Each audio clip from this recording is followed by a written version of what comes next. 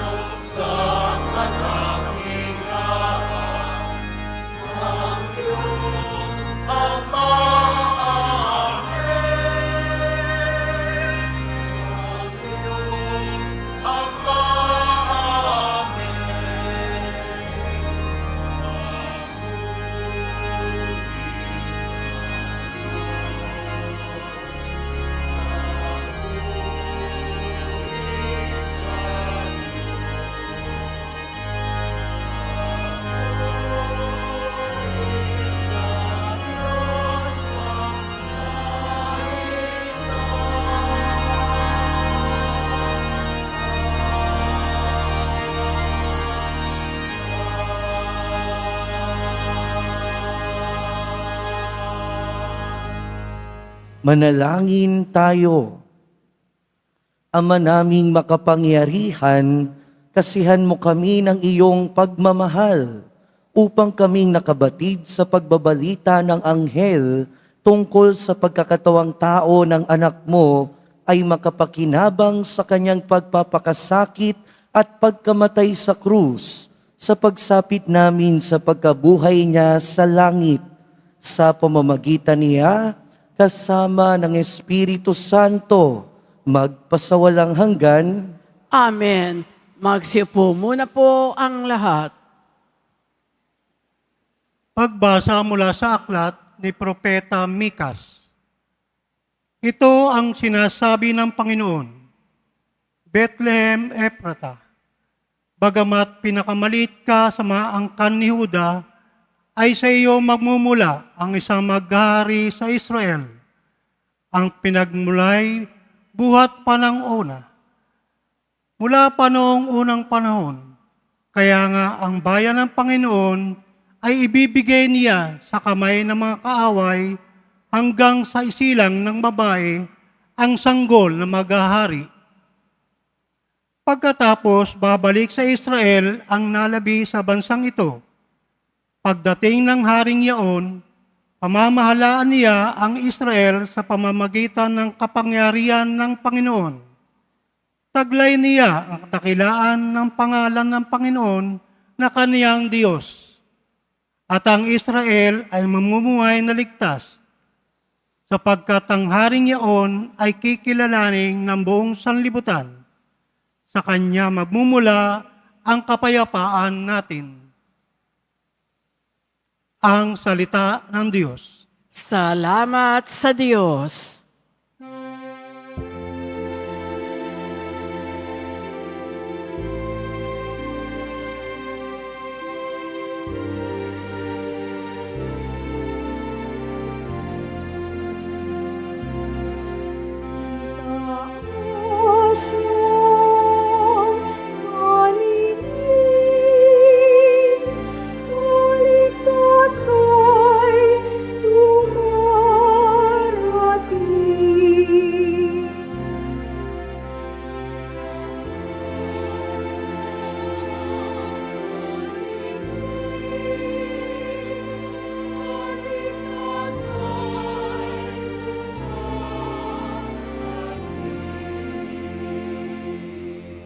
Pastol ng Israel, kami ay pakinggan. Mula sa trono mong may mga kerubin, kami ay tulungan. Sa taglay mong lakas, kami ay iligtas at tubusin sa hirap.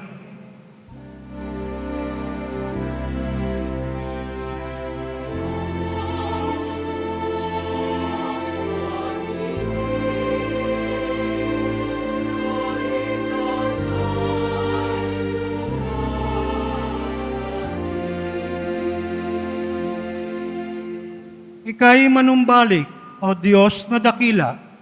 Pagbasdan mo kami mula sa itaas, at ang punong ito'y muling pagyamanin at iyong iligtas. Lumapit ka sana, ang puno ng ubas na itananim mo ay iyong iligtas. Yaong punong iyon na pinalagumot, iyong pinalakas.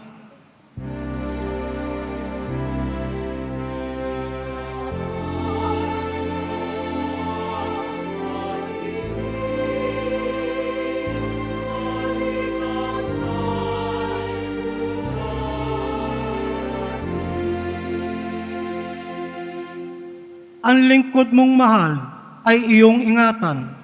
Yamang hinirang mo ay iyong ipagsanggalang. Iyong palakasin bilang isang bansang makapangyarihan. At kung magkagayon, magbabalik kami't di na magtataksil sa iyo kailanman. Kami pasiglahit, aming pupurihin ang iyong pangalan.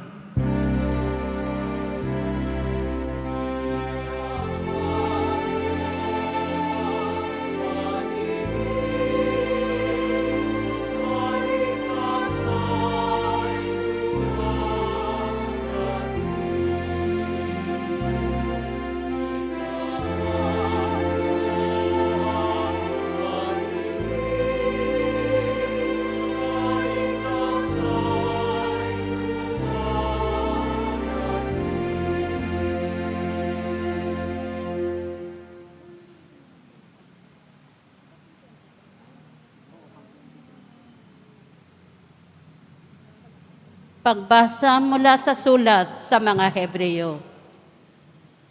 Noong si Kristo'y manaog sa sanlibutan, sinabi niya sa Diyos, "Ang mga hain at handog na mga hayop ay hindi mo ibig.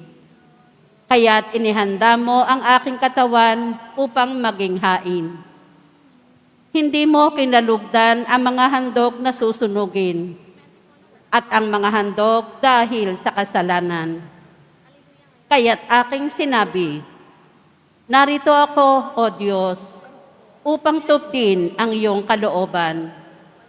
Ayon sa nasusulat sa kasulatan tungkol sa akin. Sinabi mo na niya, hindi mo inibig o kinalugdan ang mga hain at handog ng mga hayop, mga handog na susunugin, at mga handog dahil sa kasalanan. Bagamat ito'y inihahandog ayon sa kautusan. Sa kanya sinabi, narito ako upang tupdin ang iyong kalooban. Inalis ng Diyos ang unang handog at pinalitan ng handog ni Kristo. At dahil sa kanyang pagsunod sa kalooban ng Diyos, nilinis tayo ni Hesukristo sa ating mga kasalanan sa pamamagitan ng minsang paghahandog ng kanyang sarili, at iyo'y sapat na. Ang salita ng Diyos. Salamat sa Diyos. Magsitayo na po ang lahat.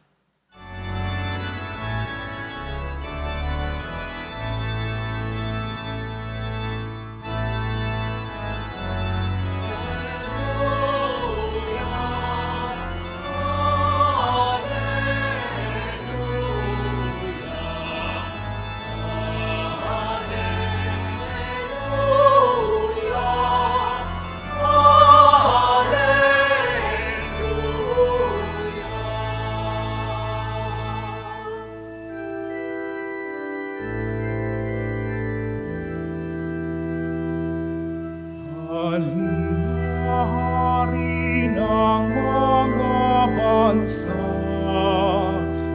mga alagad iyong iadya, manunubos patawarin mo, kaming nakasala sa'yo. Magdiwang na, Emmanuel, ay darating o Israel.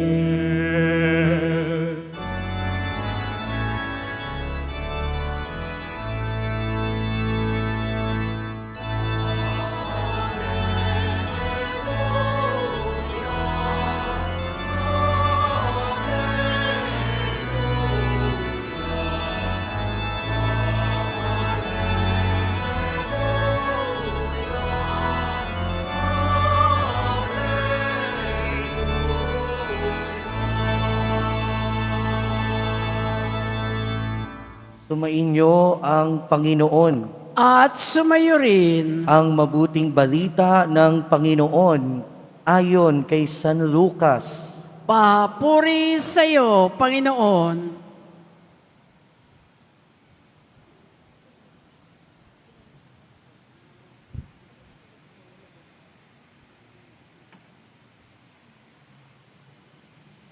Hindi nagtagal at si Maria ay nagmamadaling pumunta sa isang bayan sa kaburulan ng Huda. Pagdating sa bahay ni Zacarias, binati niya sa Elizabeth. Nang marinig ni Elizabeth ang bati ni Maria, naggagalaw ang sanggol sa kanyang tiyan. Napuspos ng Espiritu Santo sa Elizabeth at buong galak na sinabi, pinagpala ka sa mga babae at pinagpala rin ang dinadala mo sa iyong sinapupunan. At sino ako upang dalawin ng ina ng aking Panginoon? Sapagkat pagkarinig ko ng iyong bati, ay naggagalaw sa tuwa ang sanggol sa aking tiyan. Mapalad ka sapagkat nanali kang matutupad ang ipinasabi sa iyo ng Panginoon. Mga kapatid, ang mabuting balita ng Panginoon. Pinupuri ka namin, Panginoong Heso Kristo. Magsipo muna po ang lahat. Magandang gabi po sa inyong lahat. Father, Nako, parang hindi na ganun kaganda yung gabi nyo ah. Gandang gabi. At welcome po sa Minor Basilica National Shrine of Jesus Nazareno. Pangwalong araw na natin ng simbang gabi. Sino sa inyo nakakawalo na? Palakpakan naman dyan. Halos lahat. O isang araw na lang ha, makukumpleto na natin. Isang araw na lang, sana umabot pa ako. Kasi parang hindi na. Konti na lang yata. Anyway, pangatlong araw na nating naririnig yung iisang ebanghelyo. Kung mula Biyernes kayo nakapagsimbang gabi, narinig na ninyo ang ebanghelyong ito. Nung Biyernes, kahapon, at ngayon. Pero bigyan natin ng pansin yung bandang huling bahagi ng ating ebanghelyo. Sinabi doon ni Elizabeth, mapalad ka sapagkat nanali kang matutupad ang ipinasabi sa iyo ng Panginoon. Matutupad ang ipinasabi sa iyo ng Panginoon. Tayong mga tao, isa sa mga pwedeng magpasaya sa atin ay kapag merong nangako at tinupad yun. Diba? For example, kung merong umutang sa iyo at nagsabing babayaran niya bukas at binayaran nga, talagang magiging masaya ka. Kung merong nangako sa iyo ngayon na bibigyan ka ng pamasko at binigay nga, talagang magiging masaya ka. Natural reaction natin ng mga tao na magkaroon ng kasiyahan kapag yung isang taong nangako sa atin ay tinupad ang kanyang pangako. Pero kung nagiging masaya tayo sa pagtupad ng ating kapwa sa kanyang pangako, di mas lalong dapat tayong magsaya kung ang Diyos ang tumupad ng kanyang pangako.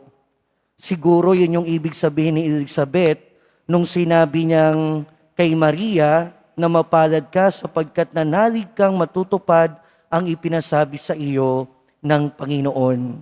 Ngayong napakalapit na ng Pasko, unang-una pinapaalala sa atin ang ating pagbasa.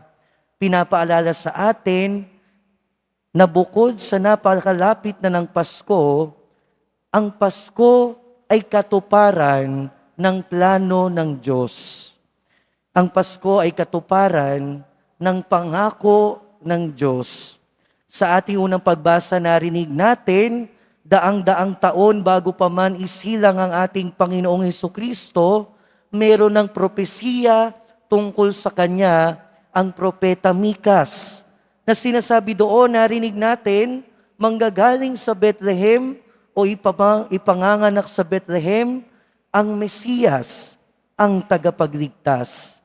At sa ating ebanghelyo, narinig natin kung papaanong papunta na doon sa sandaling iyon ng Bethlehem, si Maria. Nararamdaman na yung presensya, nararamdaman na yung malapit na panganganak sa ating Panginoong Hesukristo. Dahil unang-una, kapag ang Diyos ay nangako, sigurado tayo natutuparin yun. Kapag ang Diyos nagsalita, makasisiguro tayo at makaaasa tayo na talagang matutupad yun. Kung marami mang mga tao na hindi tumupad sa atin ng kanilang pangako, hindi siyempre ganon ang Diyos.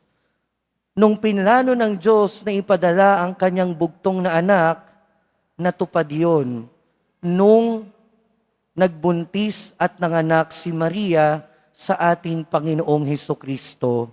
Kaya ang Pasko ay katuparan ng pangako at plano ng Diyos. Pero kadugtong din ang katuparan ng plano na ito, ay yung kahalagahan at purpose ng Pasko. Alam nyo ba kung bakit kayo pinanganak? Alam nyo ba? Ay, parang di nyo alam. Siguro hinahanap pa natin yung purpose natin. Pero isa sa mga paalala ng ating ebanghelyo ngayon ay yung halaga at yung purpose kung bakit pinanganak ang ating Panginoon. At bakit nga ba pinanganak ang ating Panginoon? Pinanganak siya para mamatay. Pinanganak ang ating Panginoong Hesukristo para mamatay sa krus. Sa ating ikalawang pagbasa, ito yung sinasabi ni San Pablo. Inialay ng ating Panginoon ang kanyang buhay nung siya'y mamatay sa krus at iyon ay sapat na. Sa tuwing Pasko, tuwing pagdiriwang natin ang Kapaskuhan, inaalala din natin kung bakit nga ba pinanganak ang ating Panginoong Hesukristo. At iisa lang ang dahilan kung bakit siya pinanganak. Iyon ay para tubusin tayo sa ating mga kasalanan. At mangyayari lamang yun kung siya ay mamamatay sa krus at muling mabubuhay sa ikatlong araw. Kaya ang Pasko, ang Adbyento, ay hindi natin maihihiwalay sa krus. Ang Adbyento at Pasko ay hindi natin maihihiwalay sa kamatayan at muling pagkabuhay ng ating Panginoon. Dahil tayo man umaasa kung paano ang ating Poong Jesus Nazareno ay muling nabuhay, tayo rin makikinabang sa buhay na walang hanggan na yan. At mangyayari yon o nangyari ang lahat ng yon dahil ipinanganak ang ating Poong Jesus Nazareno. At pangatlo, narinig natin sa ating ebanghelyo kung papaanong si Maria, si Elizabeth, at si Juan Bautista sa sinapupunan ni Elizabeth ay napuno ng kagalakan. At ang naging dahilan lamang ng kanilang kagalakan ay walang iba kundi ang presensya ng Panginoong Hesukristo sa sinapupunan ni Maria. Pero higit sa kagalakan ng pagkikita nila ay yung kagalakan nila dahil ang Diyos ay nanatiling tapat sa kanyang pangako. Ang Diyos nanatiling tapat sa kay Maria at kay Elizabeth, kay Zacarias na rin.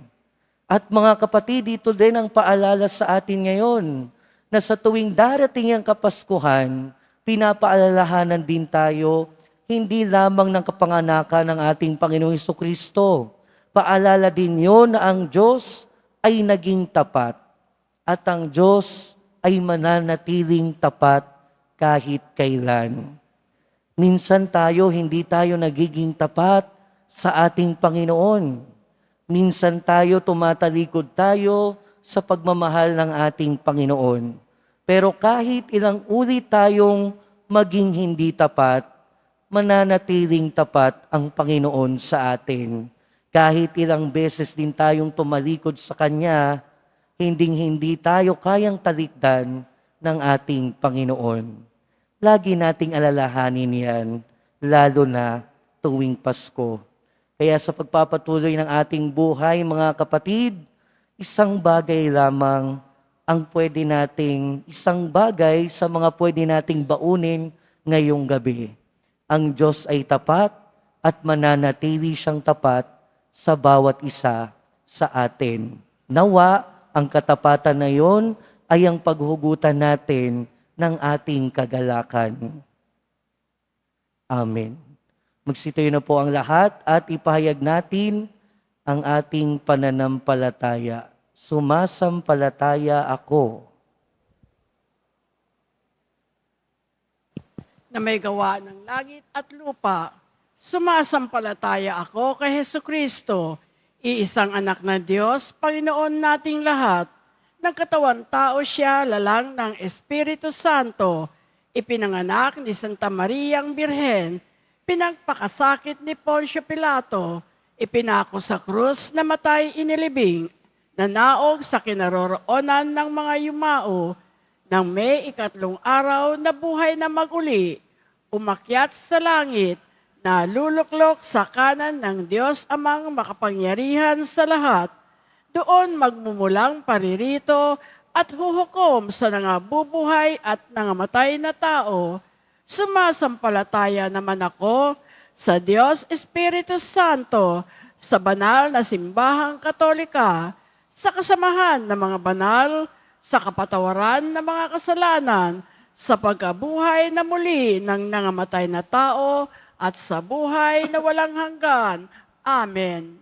Kami dumadalangin ngayon sa iyo, Ama, na tulad ni na Maria at Elizabeth, buong galak at kababaang loob nawa naming tanggapin ang manunubos sa aming puso at kalooban. Buong puso naming hinihiling, Ama, dinggin mo ang iyong bayan.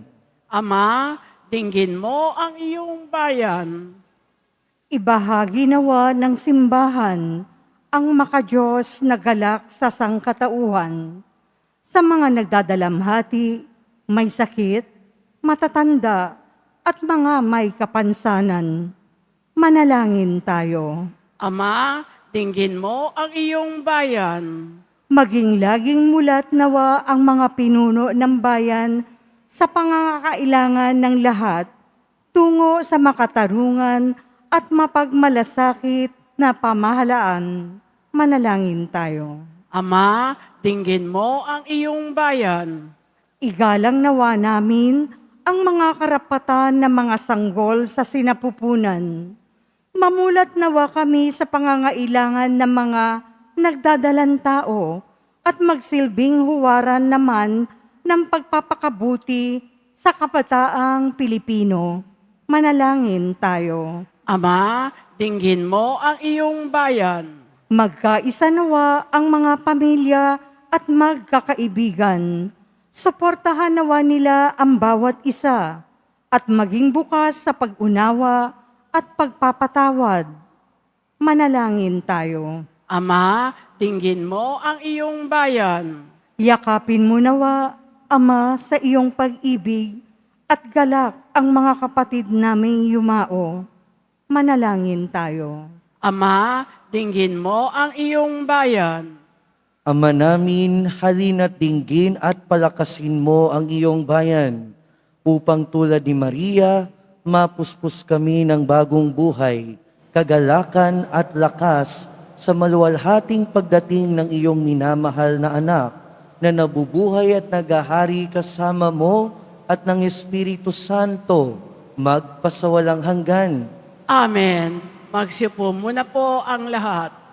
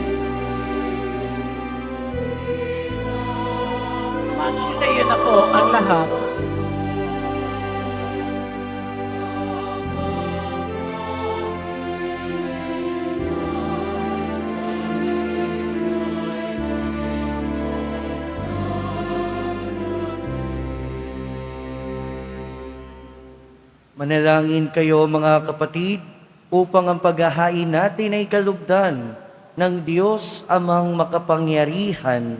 Tanggapin nawa ng Panginoon itong paghahain sa iyong mga kamay sa kapurihan niya at karangalan sa ating kapakinabangan at sa buong sambayanan niyang banal. Ama naming lumikha, ang mga alay naming nakahain sa iyong dambana ay pabanalinawa ng paglukob ng banal na Espiritu na pumuspo sa sinapupunan ng mahal na Birheng Maria upang magdalang tao at magsilang sa iyong anak na siyang namamagitan kasama ng Espiritu Santo magpasawalang hanggan. Amen. Sumainyo ang Panginoon. At sumaiyo rin, Itaas sa Diyos ang inyong puso at diwa. itinaas na namin sa Panginoon. Pasalamatan natin ang Panginoong ating Diyos. Marapat na siya ay pasalamatan. Ama naming makapangyarihan, tunay ngang marapat na ikaw ay aming pasalamatan sa pamamagitan ni Jesucristo na aming Panginoon. Ang pagsusugo mo sa Kanya ay pinahayag ng lahat ng mga propeta. Ang pagsilang niya ay pinanabikan ng mahal na Birheng Kanyang inang tunay. Sa kapangyarihan ng Espiritong Banal, ang pagdating niya ay inilahad ni San Juan Bautista sa kanyang pagbibinyag. Ngayong pinaghahandaan namin ang maligayang araw ng kanyang pagsilang, kami nananabik at nananalangin lubos na makaharap sa kanyang kadakilaan. Kaya kaisa ng mga anghel na nagsisiawit ng papuri sa iyo, nang walang humpay sa kalangitan, kami nagbubunyi sa iyong kadakilaan.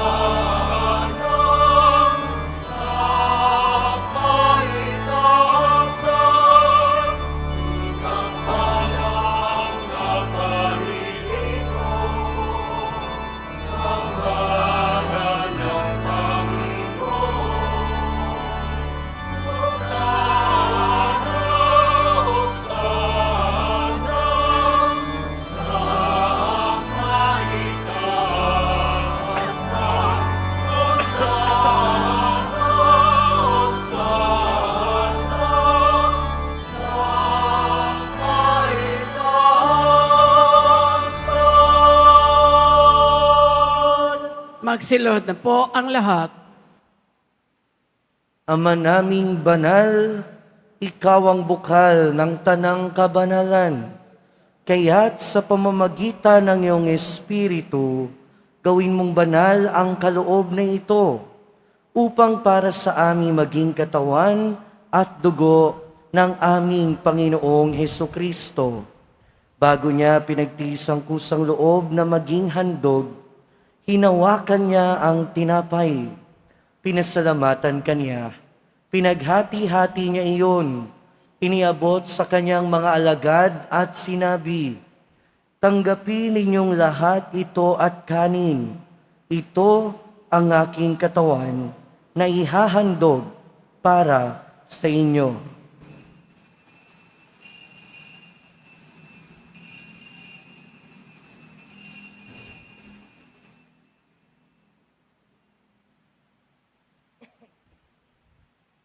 Gayon din naman noong matapos ang hapunan, hinawakan niya ang kalis, muli kanyang pinasalamatan, Iniabot niya ang kalis sa kanyang mga alagad at sinabi, "Tanggapin ninyong lahat ito at inumin. Ito ang kalis ng aking dugo, ng bago at walang hanggang tipan. Ang aking dugo na ibubuhos para sa inyo at para sa lahat, sa ikapagpapatawad ng mga kasalanan. Gawin ninyo ito sa pag-alala sa akin."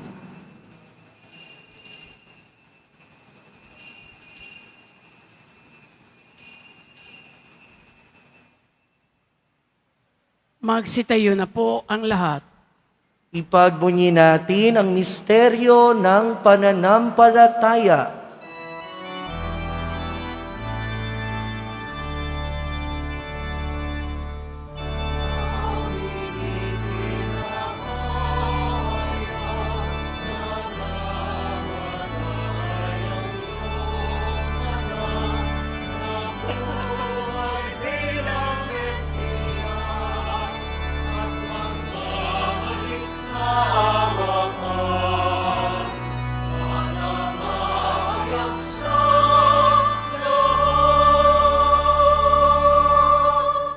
Ama, ginagawa namin ngayon ang pag-alala sa pagkamatay at muling pagkabuhay ng iyong anak. Kaya tiniaalay namin sa iyo ang tinapay na nagbibigay buhay at ang kalis na nagkakaloob ng kaligtasan. Kami nagpapasalamat dahil kami iyong minarapat na tumayo sa harap mo para maglingkod sa iyo. Isinasamo namin kami magsasalo-salo sa katawan at dugo ni Kristo ay mabuklod sa pagkakaisa sa pamamagitan ng Espiritu Santo. Ama, lingapin mo ang iyong simbahang laganap sa buong daigdig. Puspusin mo kami sa pag-ibig kay ni Francisco na aming Santo Papa at ni Jose na aming Obispo at ng Tanang Kaparian. Alalahanin mo rin ang mga kapatid naming nahimlay nang may pag-asang sila'y muling mabubuhay, gayon din ang lahat ng mga pumanaw. Kaawaan mo sila at patuloyin sa iyong kaliwanagan. Kaawaan mo at pagindapating kaming lahat na makasalo sa iyong buhay na walang wakas. Kaisa ng mahal na Birheng Maria na Ina ng Diyos, ng kabiyak ng puso niya si San Jose, kaisa ng mga apostol ni San Juan Bautista, at ng lahat ng mga banal na namuhay dito sa daigdig ng kalugod-lugod sa iyo, maipagdiwang nawa namin ang pagpupuri sa ikararangal mo sa pamamagitan ng iyong anak na aming Panginoong Hesukristo. Sa pamamagitan ni Kristo, kasama niya at sa Kaniya, ang lahat ng parangal at papuri ay sa iyo, Diyos amang makapangyarihan, kasama ng Espiritu Santo, magpasawalang hanggan.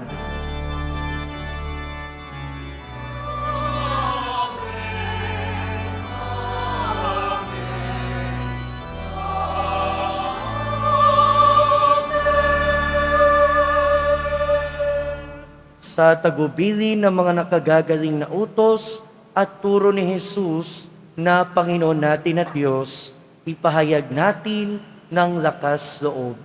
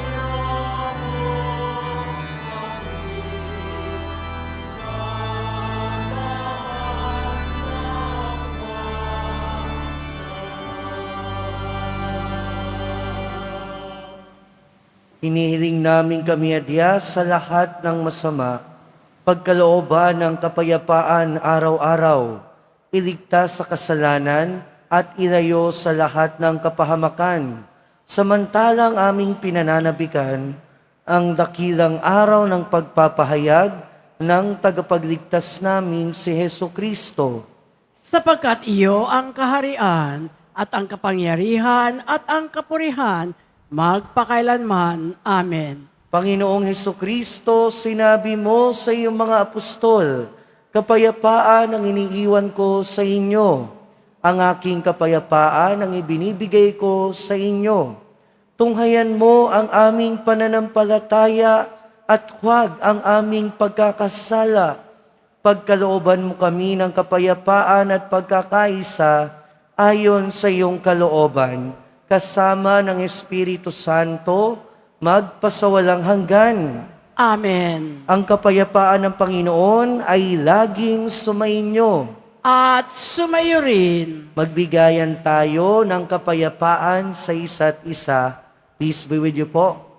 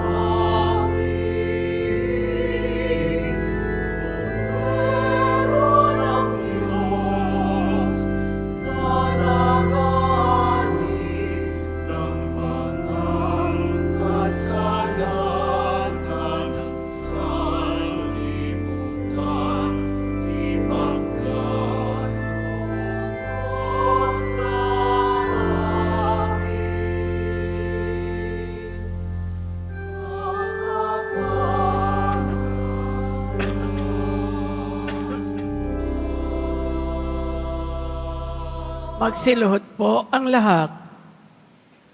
Ito ang kordero ng Diyos. Ito ang nag-aalis ng kasalanan ng sanlibutan. Mapalad ang mga inaanyayahan sa kanyang piging.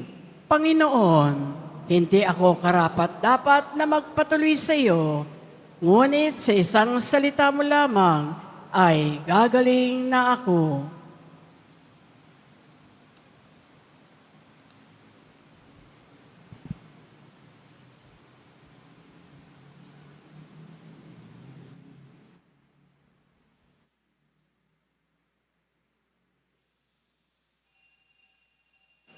Para sa lahat ng tatanggap ng banal na komunyon, sasagot po tayo ng amen pagkasabi ng pare o ng lay minister ng katawan ni Kristo at isubo agad sa bibig bago umalis sa harapan ng pare o lay minister. Sumunod po tayo.